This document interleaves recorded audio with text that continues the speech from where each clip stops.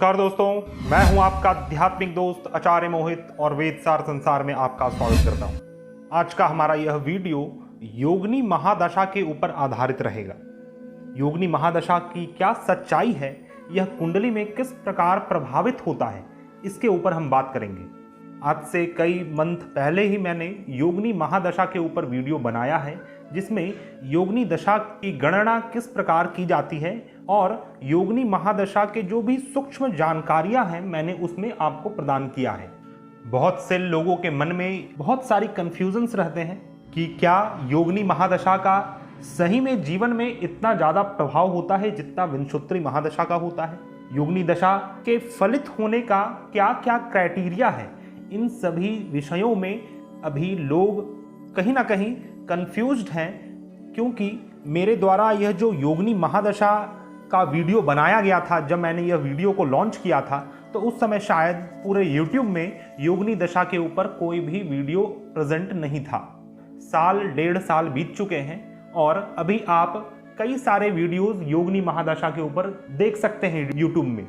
मैं यही कहना चाह रहा हूँ, बहुत सारे ऐसे टॉपिक्स हैं जो मेरे चैनल में बिल्कुल न्यू हैं, जो पूरे YouTube में आपको नहीं मिलेंगे। और उसी चीज़ को और भी अधिक स्पष्टीकरण करने के लिए मैंने यह वीडियो बनाया है, क्योंकि कल एक मेरे व्यूअर्स का एक बहुत ही आपत्तिजनक कमेंट आया, जिसको देखकर मुझे लगा कि मुझे योगिनी दशा के ऊपर कुछ क्लैरिटी और देनी चाहिए, जिससे आप सभी लोगों का संशय मिट सके।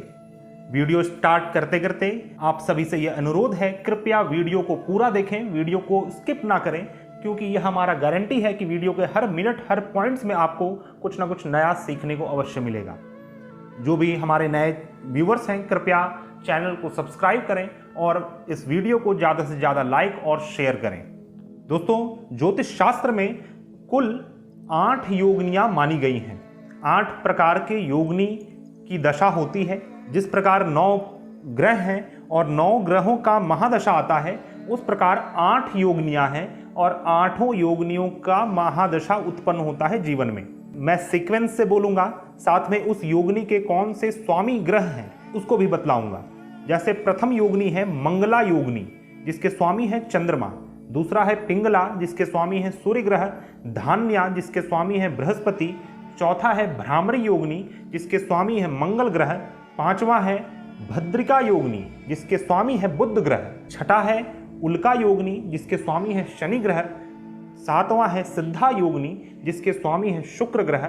और आखिरी योगिनी है संकटा योगिनी, जिसके स्वामी राहु और केतु ग्रह माने जाते हैं। सीक्वेंस से इस योगिनी दशा को देखा जाए तो मंगला दशा 1 वर्ष की होती है, पिंगला 2 वर्ष, धान्या 3 वर्ष, भ्रामरी 4 वर्ष। उसी प्रकार संकटा 8 वर्ष की दशा मानी जाती है। और योगिनी दशा के साथ ऐसा है कि आपकी कुंडली में कोई भी ग्रह कहीं पर भी स्थित हो, यदि आपके जीवन में पिंगला योगिनी की दशा चल रही है तो आपको उससे रिलेटेड अशुभ फल अवश्य प्राप्त होंगे। जो इससे मैंने पूर्व में योगिनी महादशा के ऊपर वीडियो बनाया है, उसमें मैंने बहुत ही डिटेल्ड वे में योगिनी महादशा का जो फलादेश है उसको किया है। यहाँ पर मैं बस आपको सूक्ष्म रूप से कुछ बातें समझाना चाह रहा हूँ, उसको आप अवश्य समझें। तो मंगला योगिनी शुभ योगिनी मानी जाती है, पिंगला योगिनी अशुभ, धान्या योगिनी शुभ, भ्रामरी योगिनी अशुभ। इस प्रकार एक योगिनी शुभ होता है और दूसरा योगिनी अशुभ होता है। उसके बाद आने वाला योगिनी फिर से शुभ होता है और उसके बाद वाला योगिनी अशुभ माना जाता है। अब आपकी कुंडली में सूर्य कहीं पर भी स्थित हो, यदि आपकी कुंडली में सूर्य अपने उच्च की राशि मेष राशि में हो तथा उच्च के नवांश मेष नवांश में भी क्यों ना हो, लेकिन यदि आपके जीवन में पिंगला योगिनी की महादशा चल रही है तो पिंगला योगिनी से रिलेटेड जो अशुभ फल हैं वह आपको अवश्य प्राप्त होंगे, इसमें कोई भी संदेह नहीं है।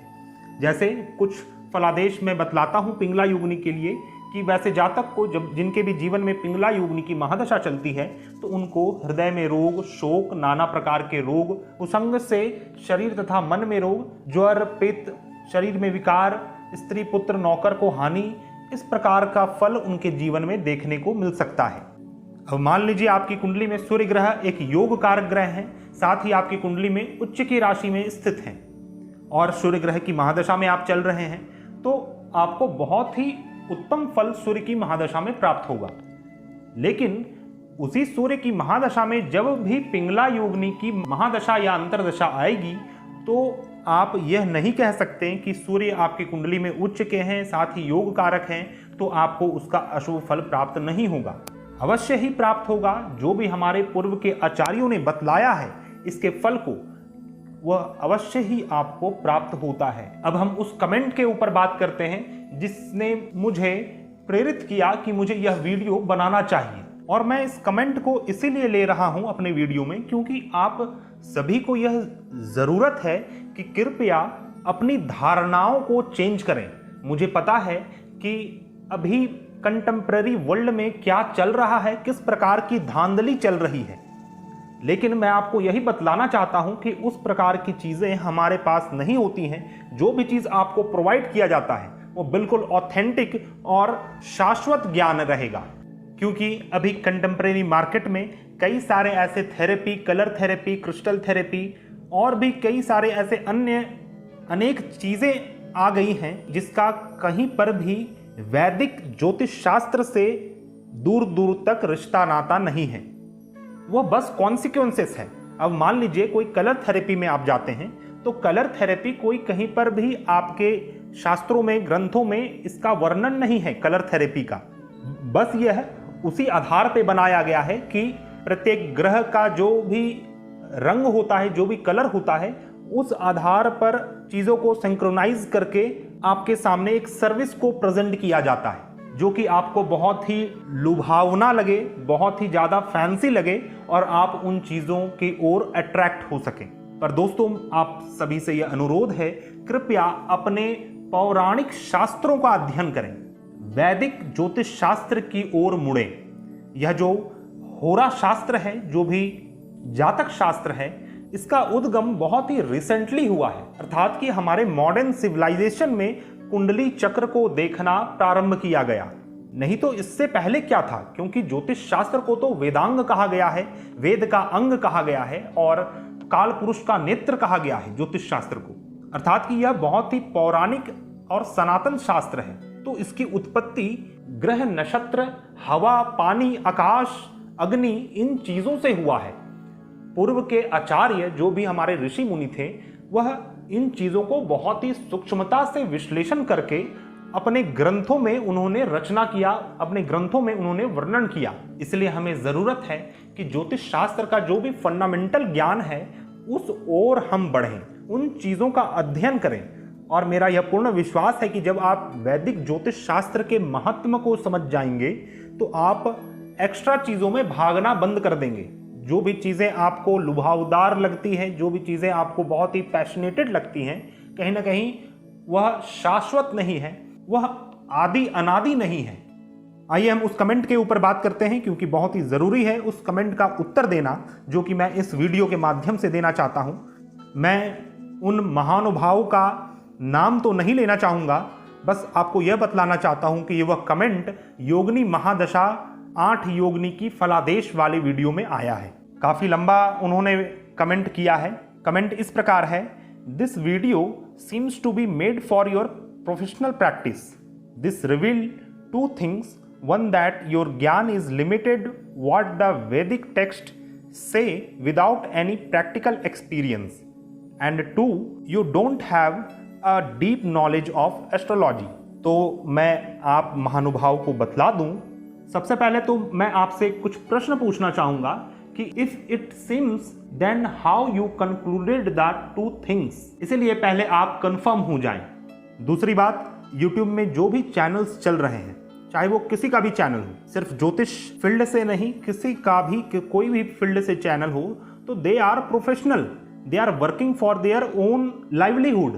कोई भी व्यक्ति एक प्रोफेशनल है, और एक प्रोफेशनल का अर्थ ये नहीं कि लोगों को गुमराह किया जाए, लोगों को गलत ज्ञान देकर उनको भ्रमित किया जाए, जो कि हमारे पास नहीं किया जाता। मैं यहाँ पर ज्ञान को परोसने के लिए हूँ। मैं आपको वैदिक ज्योतिष शास्त्र के अलग अलग पहलुओं से साक्षात्कार करवाने के लिए हूं। तो आपको चीजों को एक पॉजिटिव वे में लेना चाहिए। और आपने जो कंक्लूजन निकाला है, पहला कंक्लूजन है कि your gyan is limited to what the Vedic text says without any practical experience. तो मैं आपको बतला दूं कि Vedic text does not require any practical experience. It is pre practically experienced by our sages and then it is scripted. दोस्तों, प्रत्यक्ष को प्रमाण की आवश्यकता नहीं होती। हमारे शास्त्रों में ही वर्णित है कि सूर्य पूर्व दिशा से उत्पन्न होता है, पूर्व दिशा से उदय होता है। तो क्या इस चीज को प्रूफ करने के लिए आपको पहले उसे एक्सपीरियंस करना होगा? यह सर्वलोक मान्य है कि हाँ, पूर्व दिशा से ही सूर्य उदित होते हैं। उसी प्रकार यह ज्योतिष शास्त्र और ज्योतिष शास्त्र के जो अनेक ग्रंथ हैं, पौराणिक ग्रंथ हैं, उसमें जो वर्णित चीजें हैं वो शाश्वत सत्य हैं। वर्ल्ड के साइंटिस्ट भी हमारे वेद शास्त्र ग्रंथ को अध्ययन कर कर नए नए इन्वेंशन, एक्सप्लोरेशन और इनोवेशन कर रहे हैं। आपको यह पता होना चाहिए कि हमारे साइंटिस्ट भगवान क्या है, भगवान कहाँ रहता है, क्या भगवान वास्तव में है, इन प्रश्नों के ऊपर भी बहुत ही पहले से रिसर्च कर रहे हैं। और हाल ही में उन्होंने एक ऐसा एटम को खोज निकाला है जिसको उन्होंने नाम दिया है द गॉड पार्टिकल्स। ऐसा पार्टिकल्स जो हर जगह विद्यमान है। जिस प्रकार हमारे शास्त्रों में कहा गया कि ईश्वर के दो स्वरूप हैं, एक साकार और एक निराकार स्वरूप। जो निराकार स्वरूप है वह हर एक जगह विद्यमान है, हमारे रूम में, हमारे घर में, हर एक जगह। तो उसी पार्टिकल को एक गॉड पार्टिकल के नाम से जाना गया।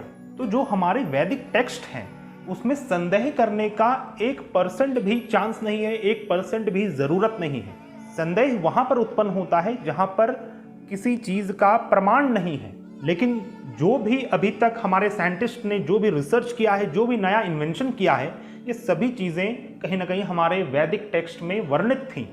और अभी भी कई सारे ऐसे अनएक्सप्लोर्ड थिंग्स हैं जो कि अभी तक साइंटिस्ट ने उस ओर देखा भी नहीं है, जो कि हमारे वैदिक टेक्स्ट में वर्णित हैं। दूसरा चीज आपने कंक्लूड किया कि डीप नॉलेज ऑफ एस्ट्रोलॉजी के ऊपर, कि आपको शायद डीप नॉलेज नहीं है एस्ट्रोलॉजी का। मैं आपको बतला दूं, मेरे जो गुरुदेव हैं उन्होंने मुझे एक बार कहा था कि ज्योतिष शास्त्र को समझने के लिए 7 जन्म भी कम है। ज्योतिष शास्त्र में संपूर्णता प्राप्त कर पाना इस एक जन्म में तो असंभव के समान है। पौराणिक काल की बात है, एक मयासुर नाम का राक्षस था जिसके मन में बहुत ही तीव्र इच्छा उत्पन्न हुई कि वह संपूर्ण ब्रह्मांड को समझ जाए। उसने कई रिसर्च किया, कई विद्वानों से मिला, उसे कुछ समझ में नहीं आया।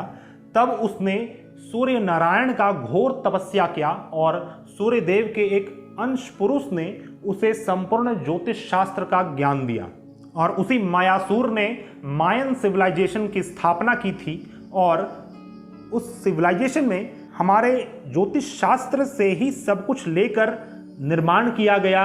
हर एक इक्विपमेंट्स, हर एक टेक्नोलॉजी को इस शास्त्र से ही लेकर निर्माण किया गया था। तो मैं आपको यही बतलाना चाह रहा हूं कि यह एक दिव्य ज्ञान है, क्योंकि यह छठा वेद नाम से विख्यात है, जो कि ब्रह्मा के मुख से निकला हुआ है। ज्योतिष शास्त्र के प्रथम प्रवर्तकों में नारद जी का बहुत ही महात्म्य है, जो कि ब्रह्मा के पुत्र हुए। ब्रह्मा जी को परब्रह्म से ज्योतिष शास्त्र का ज्ञान प्राप्त हुआ और ब्रह्मा से उनके पुत्र नारद जी को, नारद ऋषि को ज्योतिष शास्त्र का ज्ञान प्राप्त हुआ था। और इसीलिए नारद जी ज्योतिष शास्त्र के एक प्रवर्तक हैं। इसीलिए दोस्तों, ज्योतिष शास्त्र में कोई भी व्यक्ति संपूर्णता प्राप्त नहीं कर सकता, चाहे वह कोई भी व्यक्ति हो। बाकी मैं अपना पूरा प्रयास करता हूं कि आप सभी को बहुत ही गहनता से नॉलेज का आदान प्रदान कर सकूं। बाकी मेरा यह पूर्ण विश्वास है कि आप मेरे प्लेलिस्ट को देखकर ऐसा आपको एहसास नहीं होगा। अब उन्हीं महानुभाव ने जिन्होंने यह कमेंट किया था, वह आगे लिखते हैं कि पैरटिंग अ वैदिक text without any experience is pointless. तो मैं आपको बतला दूं कि पैरटिंग अ वैदिक टेक्स्ट जो आप कह रहे हैं उसी को सत्संग कहते हैं, क्योंकि यही शाश्वतता को देने वाला है, अर्थात प्रामाणिक सत्य को उजागर करने वाला है। अब ऐसा शास्त्र जो कि साक्षात ब्रह्मा के मुख से निकला हुआ है, क्या उसमें संदेह किया जा सकता है? अगर आप हिंदू धर्म के हैं, यदि आप सनातनी हैं, तो सर्वप्रथम तो आपका पूर्ण विश्वास ईश्वर के प्रति होगा।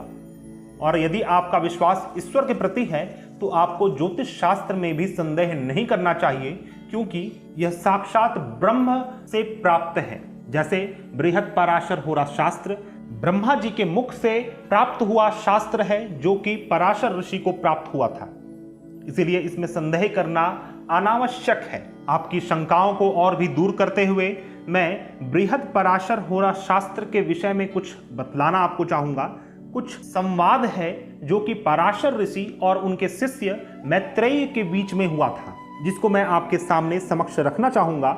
आप कृपया उसको सुनकर यह कंक्लूड कर सकते हैं कि इस ज्योतिष शास्त्र में संदेह उत्पन्न करना चाहिए या नहीं।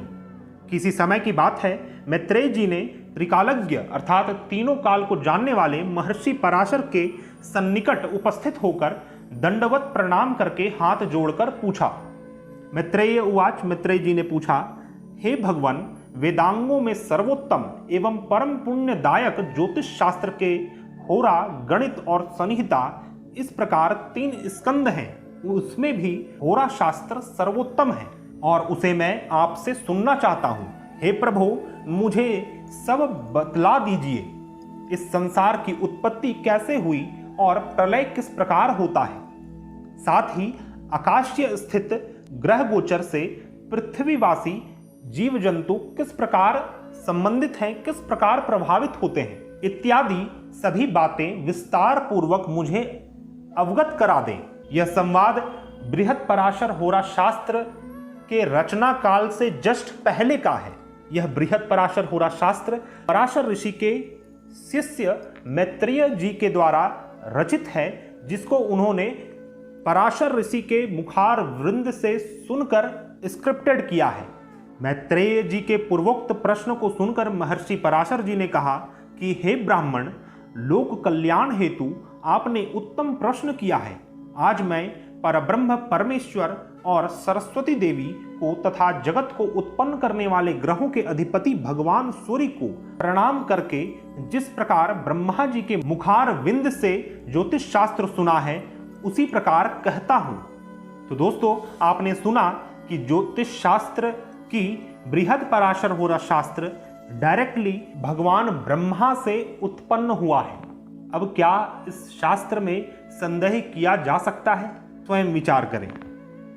वीडियो समाप्त करते करते मैं उन्हीं महानुभाव का 2 प्रश्न और लेना चाहूंगा। Would Pingala give bad result to Leo lagna native with sun in 9th house? अर्थात कि वो पूछना चाह रहे हैं कि ऐसी कुंडली जो कि सिंह लग्न की कुंडली हो और उसमें सूर्य 9th हाउस अर्थात कि मेष राशि में 9वें भाव में स्थित हो, तो क्या उसमें पिंगला योगिनी अपना अशुभ फल प्रदान करेगा?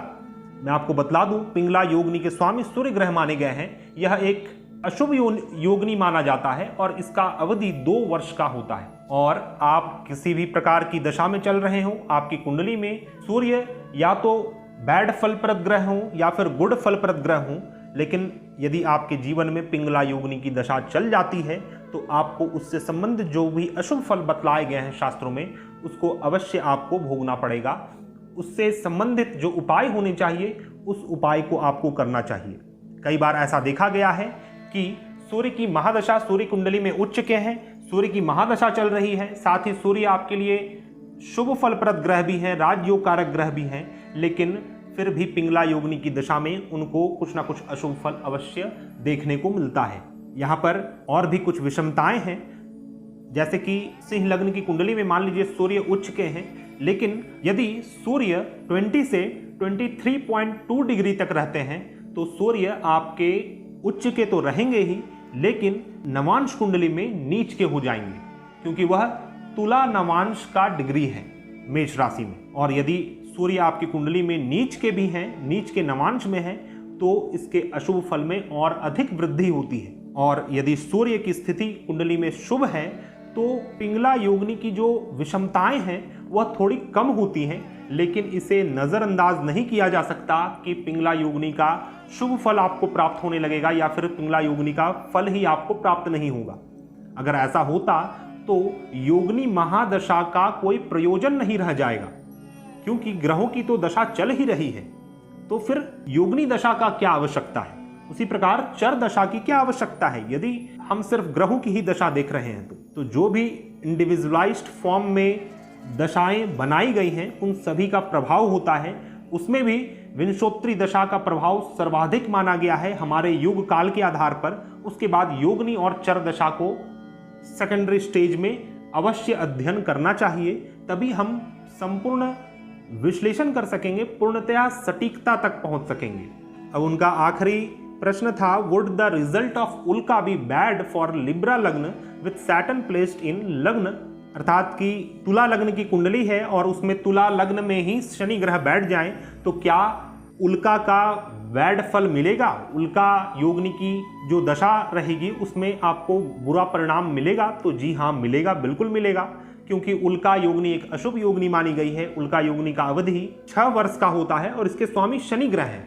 आपकी कुंडली में शनि कहीं पर भी स्थित हो, तुला लग्न की कुंडली में यदि लग्न स्थान में शनि बैठ जाए तो वो शस्य नामक पंच महापुरुष राजयोग का भी निर्माण करते हैं, लेकिन फिर भी आपको इसके अशुभ फल अवश्य उठाने पड़ेंगे और आपको अपने दृष्टिकोण को बढ़ाने की आवश्यकता है।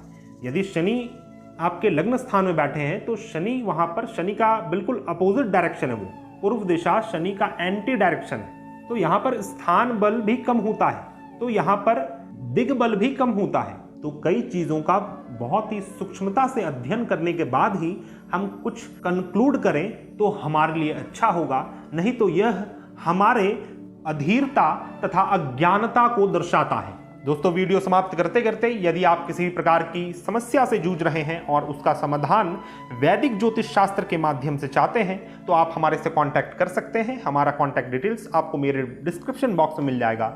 हम मिलते हैं नए वीडियो में, तब तक के लिए धन्यवाद। जय हिंद।